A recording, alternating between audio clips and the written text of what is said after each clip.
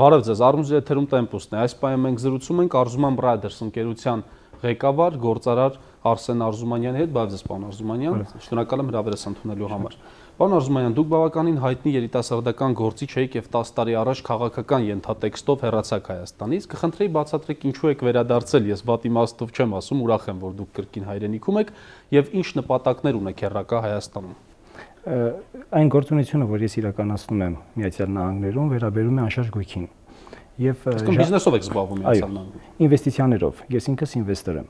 Եվ այն գործունեությունը, որ իրականացնում եմ, կարծում եմ, որ արդեն ժամանակն է, որպեսզի հայկական մի շարք մարքետներ, մի շարք շուկաներ միավորվեն։ Մենք ինվեստորներին պատկերացնում ենք այսպես, որ պետք է հասարակությունը տեղափոխել դեպի Հայաստան, որպեսզի ինվեստիցիաները զարգանան, կան նաև մեկ այլ ասպարեզ, որ պետք է նույն հասարակությանը ինֆորմացնել, որ կա նաև մեկ այլ շուկա, որը վերաբերում է։ Այսինքն նկատի ունեք այն գործիչներին, ովքեր արդեն կապիտալ ունեն դրսում, բերեն Հայաստան։ Այո, շատերը ցանկանում են գործիչներին առաջարկել իրենց ներդրումները բերել Հայաստան,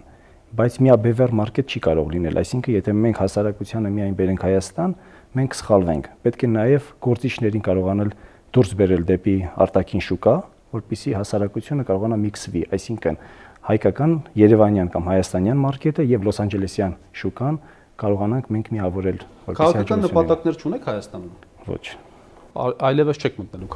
քաղաքականությունը ոչ։ Պարոն Արզումանյան, ինվեստորների խումբ երբ ասում ենք, Միացյալ Նահանգներում մոտավորապես հասկանում եմ դա ինչ է նշանակում։ Հայաստանյան բիզնես դաշտում ինչպես եք պատկերացնում ինվեստորի դերը եւ նրա հաջողությունները։ Մենք ունենք այսպիսի մի երևույթ։ Հայաստանը շուկան շատ փոքր է եւ չեմ ուզում այսօր մարդկանց կենտրոնացնել միայն հայկական շուկայի վրա։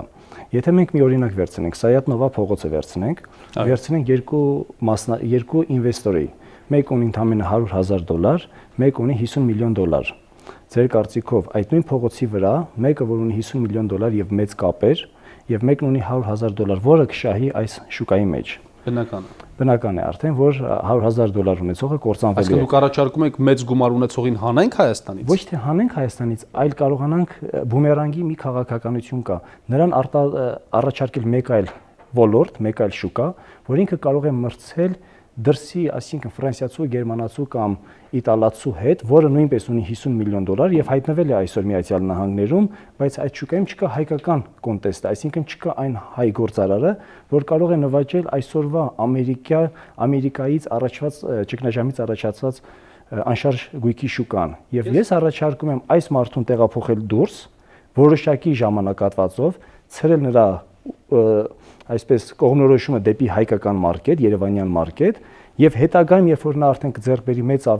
մեծացնի իր երկամուտները, բումերանգի պես հետ է գալու Հայաստան եւ ծախսելու Հայաստանը։ Կամ մի ասացվածք, որ գետի ձուկը չի կարողանում ծովում կամ օվկիանոսում լողալ։ Չեք մտավախություն չունեք, որ հայաստանյան թեկուզ եւ խոշոր կապիտալի տեր մարդիկ չկարողանան Միացյալ Նահանգների շուկայում իրենց տեղն ու դերը գտնել։ Ստեղծվել է մի այսպիսի իրավիճակ, բախտի բերման թե պատահմամբ, չգիտես կամ ավելի ճիշտ ասել դժբախտաբար ձևավորվել է մեր հայկական սփյուռքը, որը լավ բանի արդյունք չէր, սակայն մենք արդեն ունենք այդ երևույթը։ Ես չեմ կարող հերքել, որ մենք չունենք սփյուռք, մենք չունենք լավ գործարարներ դուրսը։ Մենք ունենք շատ լավ գործարարներ եւ բոլոր երկրներում որտեղ որ լինենք, հայերին սիրում են եւ հայ գործարարները կարողանում են իրենց ուրույն տեղը գրավել այդ շուկաներում։ Այսօր համաշխարհային ճգնաժամի ժամանակ է եւ համաշխարհային ամբողջ գործունեությունը, քանի որ սկսել է Միացյալ Նահանգներից, հասարակությունը լողում է դեպի այնտեղ։ Եվ մենք չենք կարող բացառել հայկական մարքետի ներկայությունը Միացյալ Նահանգների շուկայում։ Եվ այդ է ամբողջ խնդիրը, որ մենք պետք է կարողանանք չվախենալ, այսինքն ձեր ասած այն պահը, որ աղի ջրում լողացող ձուկը չի կարող այնտեղ լինել, եթե նրան չկարողանաս դու սովորեցնել։ Այսինքն մենք մեր իմ մասնագետ լինելու կարևորությունը նա է, որ ես կարգվել եմ այդ համակարգում եւ կարող եմ ներկայացնել Լոս Անջելեսյան շուկան Երևանում։ Պարոն Արզուման, դուք կիսեցիք, հա, գործարարներ, որոնք պետք է գան հայաստանյան, գործարարներ, որոնք պետք է Հայաստանից տարվեն Միացյալ Նահանգներ կամ այլ երկրներ ներդրումներ կատարելու նպատակով։ Ուսումնասիրել եք Հայաստանում բիզնես մթնոլորտը այնպիսին է, որ մարդիկ կարողանան մտնել, գումարներ դնել եւ դա չլինի շատ ռիսկային։ Ես կարծում եմ կգա մի պահ, երբ որ հասարակությունը կարողանա մի փոքր այստեղից դուրս գալ, այն ինվեստորները, որոնք կարողանան դուրս գալ, նրանք նաև այսօր Հայաստանում շատ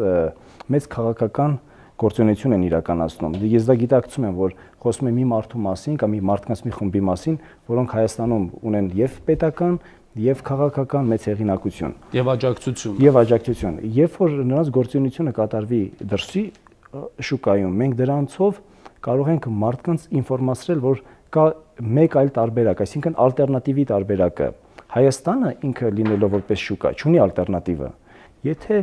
մարդը չգնա դուրս եւ չկարողանա նվաճել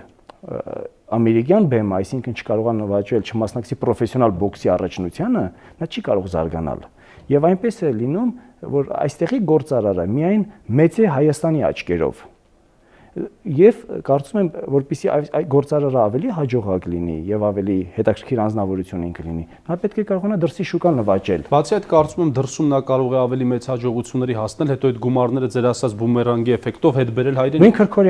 Մենք Քրքորյանով միշտ հպարտացել ենք, ես այսօր էլ հպարտանում եմ, մի մարդ, որ միլիոնների օգուտ է տվել, երբևիցե ինվեստիցիա չանելով Հայաստանում, երբևիցե, չէ, նախորդ տարիների մասին է խոսքը գնում, բայց մենք գնում ենք Քրքորյանի մոտ, այո, որովհետև մարդը նվաճել է Լաս Վեգասի ինչ-որ մի մասը եւ կարողանում է 50-100 միլիոն դոլարի ներդրում կատարել կամ օգնություն կատարել իր հայրենիքին։ Իսկ հիմա նոր սերնդի մեջ նոր Քրքորյաններ ունենք այսօր Միացյալ Նահանգներում։ Ես կարծում եմ մենք ունենք շատ նույնիսկ թիվը չեմ կարող ասել, թե ինչքան մեծ գործարարներ ունենք մենք դուրսը, այստեղ վերաբերում է թե ներքին քաղաքականությանը, որովհետև ինվեստիցիաները դուք մի բան հարցրեցիք, որ պետք է կապեմ այդ ձեր հարցը այս պահի հետ, որ մենք ունենք Քրքորյաններ թե չէ եւ ինվեստիցիաները կգան Հայաստան, կա մի քանի ատրիբուտներ, մի քանի գործոններ, որոնք ազդելու են շուկային, թե Հայաստանի, թե դրսի շուկային։ Առաջինը դա վերաբերում է արտաքին քաղաքականությանը, ներքին քաղաքականությանը եւ վերջապես հայկական սփյուռքին, որովհետեւ հայկական սփյուռքը նույնպես մեծ դեր է կատարում տնտեսության մեջ, Հայաստանի տնտեսական շուկայում։ Բնական է։ Եթե եւ ամենահետաքրքիր բանը սա է, որ բոլոր գործոնները իրենց հերթին բաժանվում են մի քանի էտապի։ Օրինակ, արտաքին քաղաքականության մեջ մենք չենք կարող չհաշվել այն ֆակտորը, որ այսօր մեր կողքի հարևանը Հանձինս Միխայել Սակաշվիլին որդեգրել է մեկ այլ քաղաքականություն։ 5 տարի է, 6 տարի է նա որդեգրել է ամերիկյան քաղաքականություն եւ մեր կողքը ձևավորվել է մի ամերիկյան պետություն։ Մենք չենք կարող սա չհասկանալ, որովհետեւ նրանց հարկերի Հայաստանը իր ապագան կապել է Ռուսաստանի հետ, կարծեք թե չենք կարող շեղվել այդ ուղղությամբ։ Ես ոչ թե խոսում եմ, որ պետք է մենք գնանք դեպի դառնանք մենք ամերիկյան շուկայի, այո, որպես ամերիկյան մի պետություն, այլ նկատի ունեմ մենք չենք կարող չնայել ճշտել թե Վրաստանում ինչ է կատարվում, այսինքն նրանց տնտեսական քաղաքականությունը կարող է ոչնչացնել կամ վիրավորել կամ դժվարացնել մեր քաղաքականությունը։ Իսկ այդ դեպքում պարոն Արզումանյան, եթե մենք դրա հետ միասին նաև մեր կապիտալը հանենք երկրից ներդրումներ կատարելու, այստեղ չի վտանգվում հայաստանյան բիզնեսը։ Երբևիցե, եթե մենք չանենք այդ ժամանակ է վնասվում, այսինքն երբ որ մենք մնում ենք մի տան մեջ բոլորով, որպես եթե մենք 5 հոգով ենք կամ 10 հոգով ենք ու անընդհատ մենք մեկ կետի վրա ենք ապրում, մենք արդեն վտանգված ենք։ Այն մարդիկ, որոնք իրենց երեխաներին են դուրս բերում կրթվելու, այն մարդիկ, որոնք իրենց ինվեստիցիաների մի մասն են դուրս հանում եւ նույնը բումերանգի պես շատ-շատն էլ հետ կբերեն։